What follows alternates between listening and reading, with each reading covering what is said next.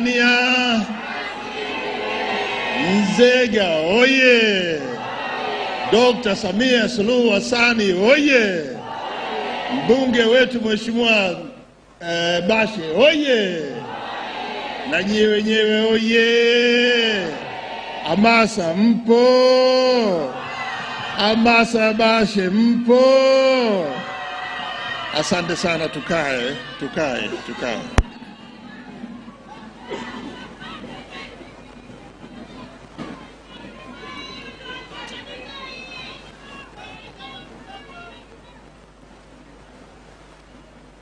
Hamasa Bashe hiyo. Mheshimiwa Mkuu wa Mkoa wa Tabora ambaye sasa unakaimiwa na Mkuu wa Wilaya ya Sikonge, Mheshimiwa Aweso, Waziri wa Maji, Mheshimiwa Nasro, mjumbe wa Halmashauri Kuu ya Chama cha Mapinduzi, waheshimiwa wakuu wa wilaya pamoja na kamati za ulinzi na usalama rasi akiwemo viongozi wa kamati ya siasa ya mkoa, na nitambue uwepo wa wakongwe wetu, waasisi wetu wa chama, Mama Mchemba, mwenyekiti wa UWT mkoa, mbunge mstaafu, pamoja na muasisi wa jimbo hili la Nzega kwenye ubunge, si mwingine Mheshimiwa Seleli maarufu. Tunashukuru makali yale. Waheshimiwa wabunge wenzangu mlioko hapa wa majimbo yote ya mkoa huu, Mheshimiwa mwenyekiti wa Chama cha Mapinduzi wilaya Nzega pamoja na kamati ya siasa, natambua pia tunaye Mheshimiwa mwenyekiti wa halmashauri hii ya Nzega mji pamoja na waheshimiwa madiwani wote. Nashukuru kwa uwepo wenu, wakurugenzi, mameneja wa taasisi mbalimbali za serikali, mkurugenzi mtendaji wa halmashauri yetu ya mji wa Nzega, wakuu wa idara na viongozi wote walioko hapa. Natambua pia uwepo wa viongozi wa dini pamoja na viongozi wa mila, lakini natambua wananchi mlioko hapa na vijana wa hamasa mkiwemo. Niko ziara mkoani Tabora kwa siku 2, na nilianza jana wilayani Igunga na leo niko wilayani Nzega. Ziara hii ni ya kawaida ya kikazi, kazi ya kukagua utekelezaji wa ilani ya Chama cha Mapinduzi kupitia miradi yake, na itembelea miradi yote ambayo waheshimiwa wabunge waliomba fedha na fedha zimekuja kwenye halmashauri kuja kuona kama miradi hiyo inatekelezwa na kwamba mingine imeanza kutumika. Nimepata fursa jana Igunga kuona miradi mbalimbali maeneo yote, na kwa bahati nzuri majimbo yote mawili. Leo naanza hapa Nzega mji kukagua mradi huu, lakini kuuzindua ili uanze kutumika. Haya ndio malengo ya ziara hii. Na baada hapa tutazunguka wilaya nzima ya Nzega, na hasa kwenye majimbo ambayo wabunge wake wako hapa, kuona zile fedha walizoziomba ziende kwenye majimbo yao, kama zimefika, zimefanya kazi, na miradi hiyo kama sasa inatumika. Tutafanya hivyo maeneo yote mpaka usiku, kama ambavyo jana tumemaliza miradi yote. Ndugu wana Nzega, mengi yamezungumzwa na viongozi hapa, na kila aliyeongea, wengine walizungumza kwa niaba yenu kunitaka nipeleke shukurani zenu za dhati kabisa na upendo kwa mkuu wetu wa nchi, si mwingine ni Mheshimiwa Dr. Samia Suluhu Hassan. Na salamu hizi zinatokana na shukurani ya kazi mzuri aliyoifanya akishirikiana na wabunge kwa kutambua changamoto mlizonazo, kwa kutatua changamoto mlizonazo, kwa kujenga miradi ya kimkakati kwenye maeneo yenu ambayo sasa wananchi wanashuhudia na kufurahia miradi hiyo. Nataka niwaahidi mara baada ya kikao hiki nitafikisha salamu zenu. Huku mimi ikiwa nimeshakuja na salamu zenu kutoka kwake. Wananzega, pokeeni salamu zenu kutoka kwa Mheshimiwa Dr. Samia Suluhu Hassan, anawasalimia sana. Vile vile pokeeni salamu zenu kutoka kwa Mheshimiwa Dr. Philip Isdor Mpango, naye anaandamana na Mheshimiwa Rais kuwapongeza sana wananzega wilaya nzima kwa kazi mzuri na maendeleo mlioyafikia. Piga makofi mengi kwa viongozi wetu. Nzega ina mwakilishi Mheshimiwa Hussein Bashe, mbunge. Bahati mbaya hatuko naye sasa hivi kwa sababu ambazo katibu wa mbunge amezieleza na mkuu wa mkoa, lakini na Mheshimiwa Kigwangala alimwakilisha hapa ameeleza. Alikuwa na tatizo la kiafya huko mwanzo, lakini sasa anaendelea vizuri. Nimezungumza naye jana usiku, anaendelea vizuri na amenituma kuleta salamu kwenu wapiga kura wake, wazazi wake, vijana wote, wakina mama wa Nzega. Mheshimiwa Bashe anawasalimia sana, anawatakia kila laheri kwenye mkutano huu, anawatakia maisha mema kwenye mfululizo mzima wa utekelezaji wa shughuli zote. Anawataka kuhakikishia kwamba Mheshimiwa Bashe amesema hata watupa kamwe. Mmefanya jambo kubwa sana kwake. Mheshimiwa Bashe oye! Mheshimiwa Bashe oye! Sitakosea nikiwauliza Mheshimiwa Bashe.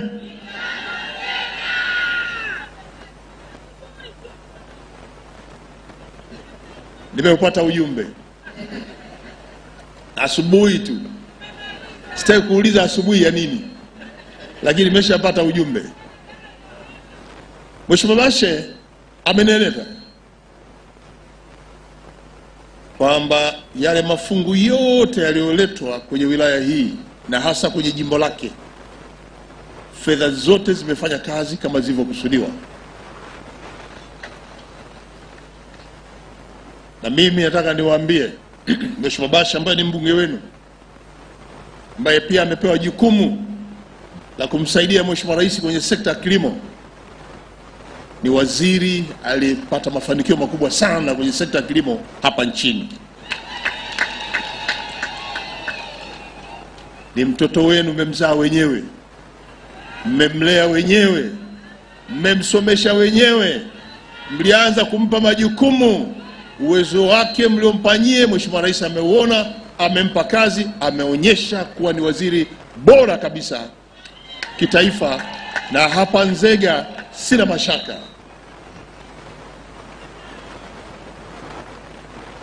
Nzega hii iliyoanza kwenye historia mbalimbali, alichofanya Mheshimiwa Bashe ni kuja kuendeleza yale yote mazuri na kushughulikia changamoto alizozikuta mpaka hapa tulipofika. Ameniambia nitoe salamu kwa watangulizi wake wote kwa jimbo hili kwamba anaheshimu, anatambua na ataendelea kuthamini mchango aliotoa kwenye jimbo hili na kuifikisha Nzega hapa ilipo. Nzega oye! Nzega oye! Mheshimiwa Bashe anapata ushirikiano mzuri sana na Mheshimiwa Dr. Samia Suluhu Hassan, na kwa kuwa ni mtu wake anampa majukumu mengi. Nataka niwaambie hakuna kitakachokwama hapa Nzega. Nyie semeni, mwambieni. Mheshimiwa Bashe ana mambo mawili ya kuamua. Azungumze na waziri mkuu, amwambie kule kuna hili limepungua, au aende moja kwa moja akaseme mama kule kuna shida hii, halafu mabilioni anakuja hapa. Sasa mnapopata mbunge wenye kuzungumza na maeneo mawili anachagua yeye, nyewe mnamwachaje? Nani kama Bashe?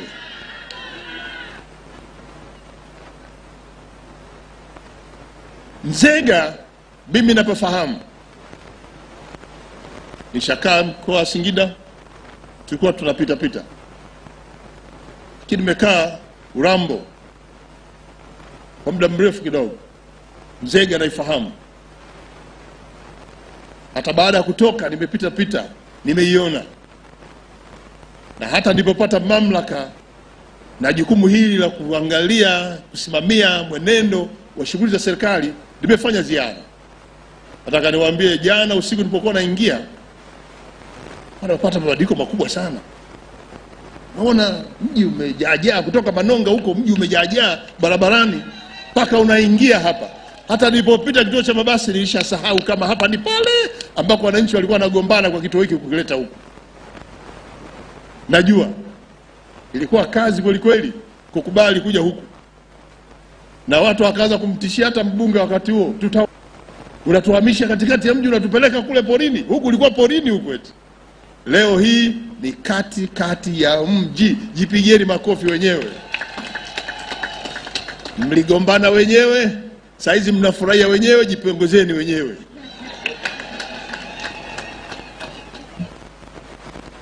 Ujumbe wangu wa msingi, Nzega inapanuka, inakuwa kubwa. Na miji hii inapopanuka, shughuli zake pia nazo zinapanuka. Wananzega lazima mjitambue kwamba mko kwenye mji ambao sasa ni mahali pa makutano ya barabara zote muhimu. Ukitoka Dar es Salaam lazima utafika Nzega. Ukitoka Burundi hapo utafika. Ukitoka Rwanda utafika Nzega. Ukitoka Kongo utafika hapa. Utatoka Uganda kukatiza ziwa Victoria utafika Nzega. Na ukitokea Kigoma, kutokea nchi za huko utafika hapa. Nzega oye! Ukuaji huu unaonyesha kwamba eneo hili Wananzega sasa mko kwenye fursa mbalimbali. Fursa hizi pia ni pamoja na fursa za kiuchumi ambazo serikali ya awamu ya 6 chini ya Dr. Samia Suluhu Hassan amekuwa akisisitiza sana kwamba kila mmoja afanye kazi, atafute fursa inaweza kumletea uchumi. Wananzega tayari kwa kitendo cha wageni wengi kupita hapa, magari na mitambo mbalimbali, kwamba lazima ipite hapa, lazima mjue kwamba mko kwenye fursa, mko kwenye lango la fursa, mko kwenye lango la kiuchumi. Badilikeni Wananzega. Halmashauri kupitia maafisa biashara na wachumi, waongozeni Wananzega kuibadilisha Nzega. Huu mji sasa lazima mkubali wewe unapangwa. Na nataka nipongeze TANROADS, meneja mkoa yuko hapa, kubuni kutoa barabara kule kuja kuileta hapa badala ya kupitisha hapa katikati ya mji. Umefanya jambo kubwa na umepanua mji bila kujua. Na kwa hiyo tumetengeneza njia tena za kuja hapa, na hapa palikuwa pavumbi, pamewekwa barabara mpaka katikati ya mji na zile za mjini pale. Nzega oye! Ndugu Wananzega, mji huu unahitaji kuwa na nyumba za kutosha za kulala wageni. Mji huu unahitaji kuwa na huduma za kutosha za chakula. Mjenge mahoteli. Mji huu ni mahali pa kupumzika tu. Yaani mtu atoke Mwanza huko anaendesha anakuja hapa panamvutia, akizunguka anasema leo ngoja nimalize kwanza siku hii hapa, taondoka asubuhi. Anapaki gari, anatafuta nyumba nzuri, analala, anakula, anatuachia hela hapa, anaondoka. Wananzega, sio kama mnaiona hiyo, jipangeni vizuri. Leo mmebuni kupanua mji kuleta hapa. Manake eneo hili kuanzia hapa mpaka mjini, ardhi yote hapa mmeiongezea thamani. Na ardhi kutoka hapa mpaka pale Pachani kwenda Mwanza, eneo hili lote mmeliongezea thamani kulia na kushoto. Wakati halmashauri sasa mnataka kujipanga kupima viwanja, inawezekana mmeshafanya, lakini lazima mfanye maboresho. Viwanja hivyo viwe vina hati, watu wasimamiwe, waanze kujenga, washawishiwe, waanze kujenga maeneo ya uwekezaji mazuri ambayo yatavutia wageni kuja kulala hapa. Leo nimekuja kutembelea kituo hiki cha mabasi kizuri, na kimejengwa pia na mkandarasi ambaye pia namjua. Samota. Huyu ni mkandarasi ambaye huwa hana maneno. Mimi namjua. Hata alipokuwa mkuu wa wilaya ya Urambo, niliwahi kuiomba kamati ya ushauri ya mkoa kwamba Urambo iruhusiwe kumchukua mkandarasi wa Nzega Samota akajizijenge barabara za Urambo, ikiwemo na barabara kutoka Tabora mpaka Urambo, kwa sababu mkandarasi alikuwa anajenga tulikuwa tukitoka huko ukifika Usoke barabara imekufa, ukija huko mbele mpaka kumekufa. Tukasema Samota ataijenga vizuri, na alipewa barabara, alijenga vizuri, namjua na ubora wake na ujua, na ndiye aliyejenga kituo hiki bora kabisa. Hongera sana wana Nzega. Wana Nzega, nimeshakamilisha kazi yangu ya kuzindua kituo. Kinatakiwa kianze kutumika. Nimepita kwenye mabanda yenu. Nimeambiwa mgaonyo wa watakao shiriki pale. Moja ni wale wenye mabasi yote yanaanza safari hapa, mawakala wana kwenye mabasi kutoka mbali watapata ofisi zao hapa. Jambo zuri kabisa. Nimetenga vibanda vya biashara. Jambo zuri, lakini havitoshi kwa matakwa na ukuaji wa mji wa Nzega. Nisihi halmashauri kule ambako naona kuna udongo na ukuta, pevu hizi na ukuta, ongezeni vibanda vya biashara.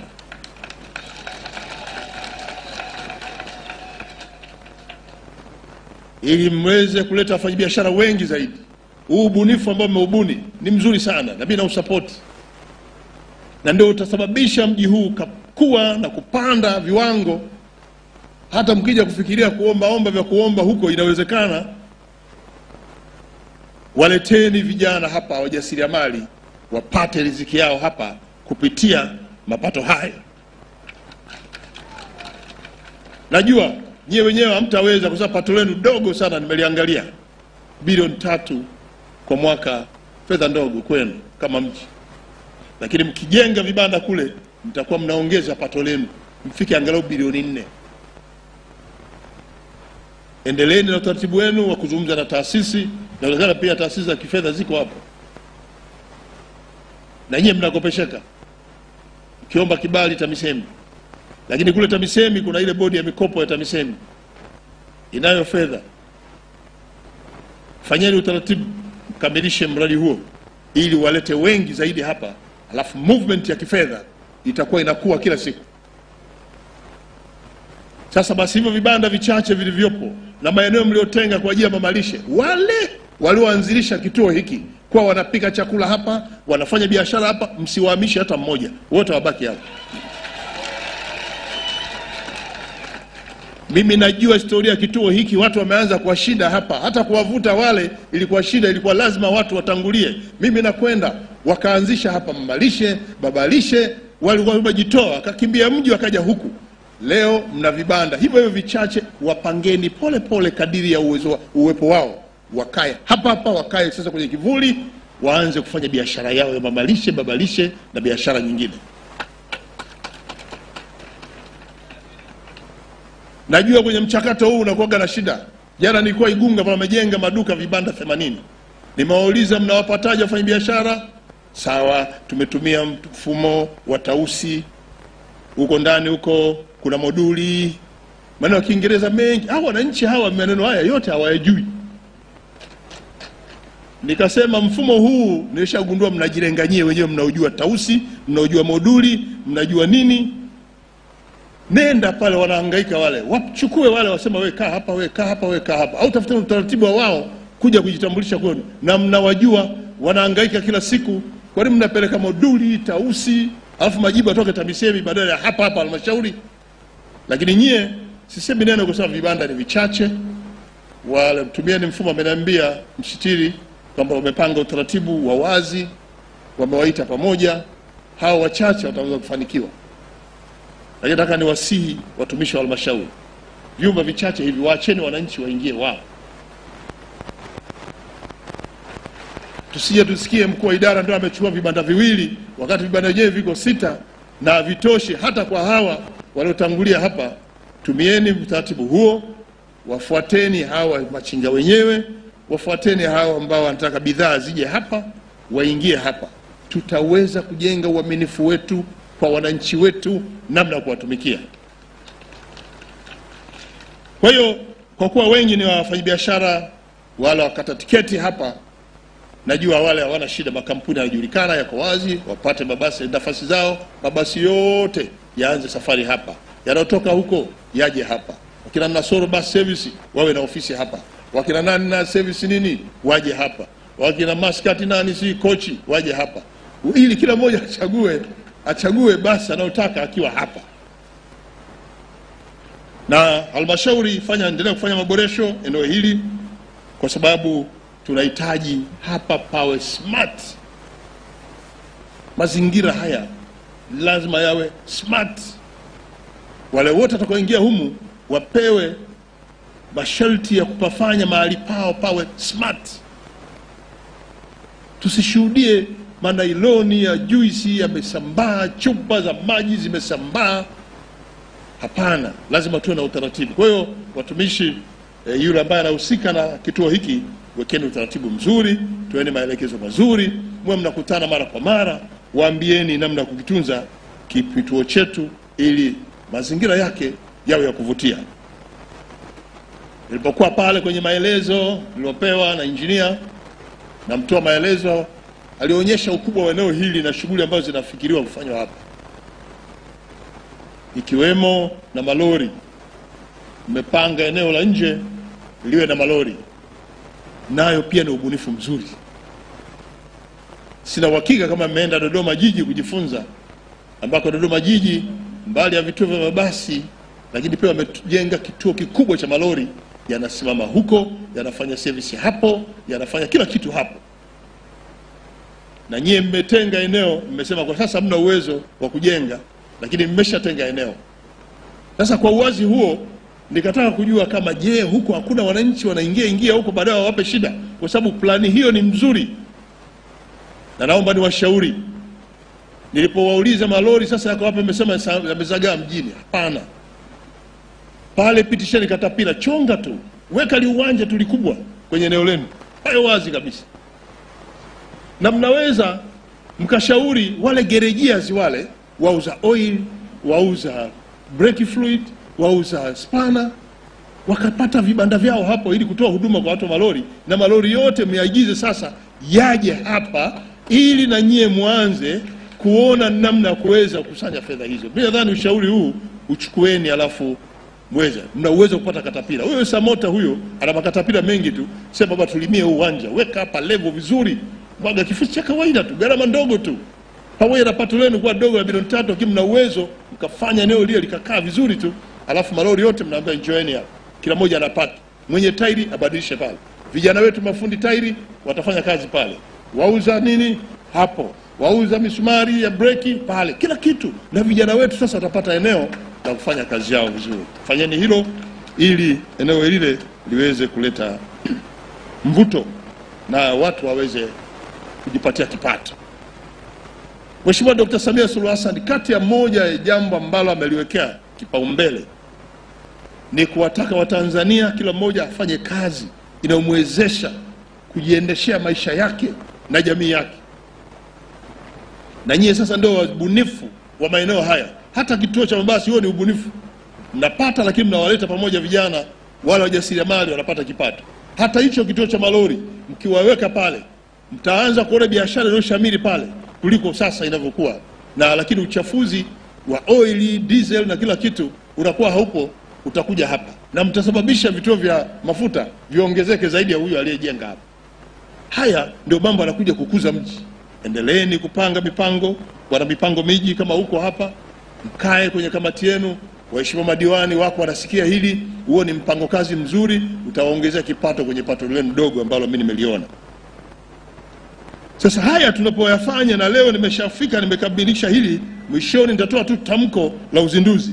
Na kwa kuwa bado tuna safari ndefu ya kupita wilaya nzima kwenye majimbo yote kukagua miradi, na huko naambia wananchi wananisubiri, basi niwahakikishie kwamba serikali yenu inaendelea na mpango kazi wake wa kuwahudumia wa Tanzania wote, na nyewe wana Nzega mkiwemo. Serikali hii chini ya Mheshimiwa Dr. Samia Suluhu Hassan iliyoundwa na Chama cha Mapinduzi, chama tawala, Chama cha Mapinduzi kinakwenda kukamilisha malengo yake aliyokabidhi serikali katika kuwatumikia nyewe wa Tanzania. Na mimi nikiwa msimamizi wa shughuli za serikali, najua namna tulivyofanya kazi, najua hatua tuliyofikia. Hii miradi ambayo tunaifanya sasa tunakamilisha tu ili tuje tuwaambie kwa kuwapa mrejesho, na kazi hiyo itakuja kufanywa na Chama cha Mapinduzi. Na ndio kwa sababu leo mjumbe halmashauri kuu amesimama hapa akieleza hali ya mkoa wa Tabora, namna ambavyo miradi inasimamiwa, mabilioni yaliyokuja hapa, namna halmashauri inavyosimamia. Halmashauri, mtakumbuka tulipoanza miaka kule, tulikuwa kila siku tuna banana. Kila siku ilikuwa lazima tukutane tubanane. Kulikuwa na watu waendi vizuri, tumebanana. Lakini mafanikio yake ni haya ambayo leo tunaringia hapa. Hongera sana watumishi wa halmashauri kwa kazi yote mlioifanya katika kipindi chote, na hatimaye sasa tunakuja kuona hali hii. Tunajua yako madogo, lakini hayo yatasimamiwa na wakuu wa wilaya, yatasimamiwa na mkuu wa mkoa na kamati zenu za ulinzi na usalama. Endeleeni kufuatilia miradi yote inayoendelea kutekelezwa ikamilike kabla ya mwezi wa 8, ili sasa Chama cha Mapinduzi waingize kwenye mpango wa kuizungumzia miradi hiyo. Zoezi hili ni lenu kwa idara.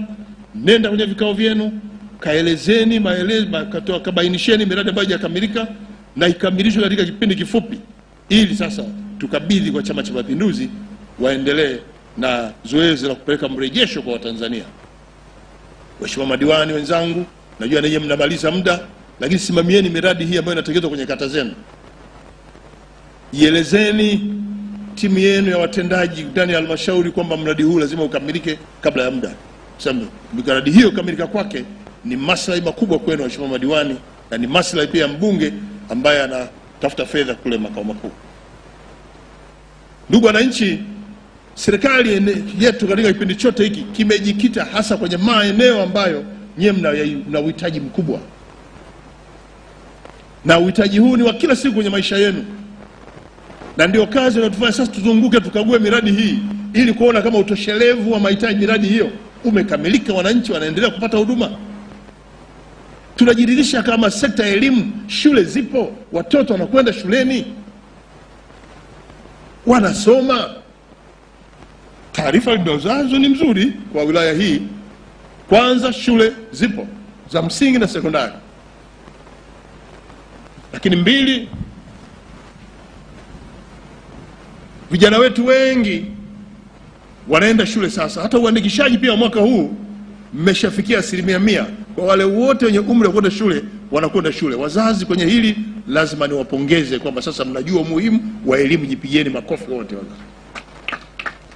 Mimi nasisitiza tu kwamba watoto wetu lazima waende shule. Hatuna sababu ya kutowapeleka shule, kwa sababu leo shule zipo. Leo hakuna ada wala michango ya hovyo. Kukwaziki kumpeleka mtoto wako shule, na usimamie mwenendo wa masomo yake mpaka amalize darasa la 7 alafu aende sekondari. Sekondari zipo na zimejengwa nyingi, na awamu ya 6 imeongeza shule zaidi kwa kuangalia wapi kuna watoto wengi, na tumeongeza shule ili kupunguza wingi wa watoto. Tulikuwa na changamoto kubwa sana ya walimu. Hatukuwa na walimu wa kutosha. Najua watoshi, kwa sababu kwenye walimu huwa watoshi wakati wote, kwa sababu kuna masomo na kuna vipindi humo, lazima kila kipindi kiwe na mtu. Lakini kuna wanaostaafu, wanaotangulia mbele za haki. Eneo hili litaendelea kuwa na changamoto. Tunachofurahi ni kwamba hata wiki 2 zilizopita serikali ilitoa ajira walimu zaidi ya 8,000 kwa shule za msingi na sekondari. Watakuja kuongeza idadi ya walimu waliopo ili mzigo walionao upungue. Na hao waliopo tumeanza kuona matunda ya uwepo wao. Ufaulu kwenye wilaya hii umeongezeka sana. Hongera sana. Ndugu wazazi, tukiwapongeza walimu wetu, wanaweza kuongeza kasi ya ufundishaji, na mimi sina mashaka na walimu wetu. Jana nilipokuwa Gulamali Secondary School, naambiwa wilaya ile Ziba iko kwenye top 10 kitaifa. Ziba sekondari Ziba siku hapa barabarani, na ilitoa division 1 wanafunzi wote, na Nzega pia nako ufaulu umeongezeka. Kwa kwenye sekta ya elimu kazi kubwa imefanyika, miundombinu imejengwa na tunaendelea, madarasa, maabara. Sasa tuko kwenye mkakati wa ujenzi wa nyumba za walimu wetu kwenye shule zetu zote. VETA iko, tunapeleka vijana. Kwa maeneo haya yote kwenye sekta ya elimu hatuna mashaka nayo. Lakini pia sekta ya afya, hapa ni mahali pa kongwe. Tuko nayo hospitali ya wilaya ya muda mrefu, maboresho yamefanyika sana. Tunataka kuhesabu jambo moja moja, tutatumia muda mrefu, lakini hospitali yetu imeshaboreshwa, vifaa vya madawa, ambulance, magari ya kubebea wagonjwa kutoka mbali kuleta rufaa ya wilaya. Haya yote yamefanyika na nyinyi ni mashahidi, na wabunge wetu wanaeleza kila siku, Chama cha Mapinduzi kinaeleza kila siku. Sipaswi kurudia, lakini nataka niwaahidi kwamba kama kuna maombi yoyote kupitia kwa mbunge, niwaambie tu kwamba mbunge wenu tutamhudumia kama serikali ili alete yale yote ambayo mnahitaji kwenye eneo lenu. Sekta ya maji ambayo mnatumia kila siku na uhitaji ni mkubwa, Mheshimiwa Waziri wa Maji ameeleza hapa, hata Mheshimiwa Kigongwala ameeleza hapa. Mradi huu mkubwa wa Ziwa Victoria ndio umekuja kuwa mkombozi kwa mkoa mzima. Jana nilipokuwa Igunga, sasa maji tunapeleka Simbo, na inawezekana tukapita hapo tukaunganisha na Ndala kule, lakini Ndala wanapata kupitia laini kubwa kupitia Puge na kwenda Ndala. Haya yote yanafanyika na serikali hii. Mpaka Bukene, siwaambii Kaliua ambako ni mbali kidogo, maji yanakwenda na kule Sikonge. Kwa hiyo sekta ya maji tumepata mafanikio, na pale ambako hatupafikii Mheshimiwa Rais alishanunua malori yenye ubeba mitambo ya kuchimbia maji.